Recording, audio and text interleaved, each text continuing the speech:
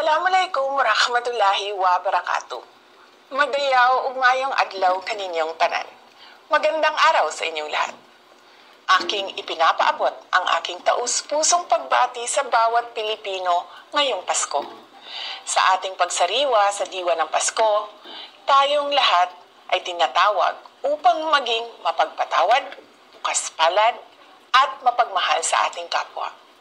Ang kapanganakan ni Jesus ay isang mensahe ng kapatawaran na sumasailalim sa walang kapantay na pag-ibig ng Diyos sa lahat. Gamitin natin ang kanyang halimbawa bilang inspirasyon sa ating pakikipagkapwa, lalo't higit sa ating pamilya at mga minamahal sa buhay. Higit sa mga material na bagay na ating matatanggap ngayong Pasko, tayo ay inaanyayahang magbigay ng pag-unawa, respeto at pagmamahal sa bawat isa, lalo na sa mga mahihirap at may karamdaman. Ito ang tunay na diwa ng panahong ito.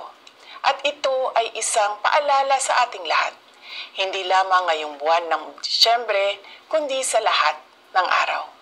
Muli, ipinapaabot ko ang aking mainit na pagbati sa bawat Pilipino saan mang panig ng mundo. Malipayong Pasko ug mabungahong bagong tuig kaninyong tanan.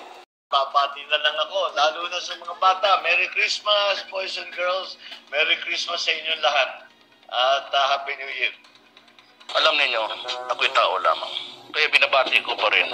Merry Christmas. Kayong mga durugista, magdanakaw, mga kurap, mga kriminal, at yung napapahirap sa Pilipino.